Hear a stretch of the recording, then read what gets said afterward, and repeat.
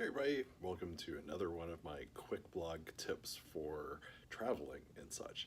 So today I'm going to talk a little bit about dual citizenship. Yes, I'm a dual citizenship. So how does it work? Well, since I'm headed to the UK today, I check in with my British passport, I travel my British passport, I enter the UK in my passport, theoretically, technically I'm entering Europe on my passport. So needless to say, you know which side on Brexit I'm on. Anyway, as a Canadian, when I return, I have to check in, I have to return on my Canadian passport. Canadian law states that I have to enter Canada on my Canadian passport. So as someone who actually lives in the country, etc. That's all there is to it. You know, I check in, I leave on this, I come back on this. So I'm all checked in, and it is a beautiful day for flying today. Blue skies, etc. It's going to be a nice flight, I hope.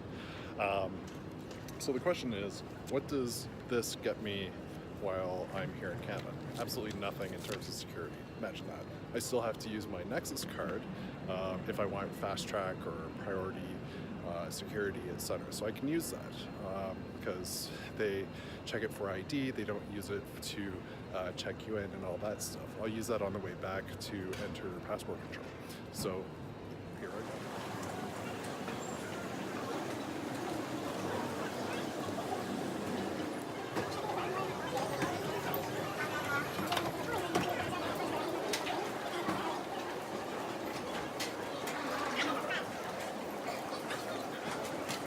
Just arrived at baggage claim.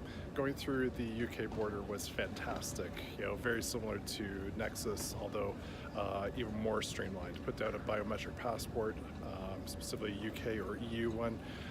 It scans it. It then takes your picture and then opens up the door and says, "Welcome to the UK." So absolutely wonderful.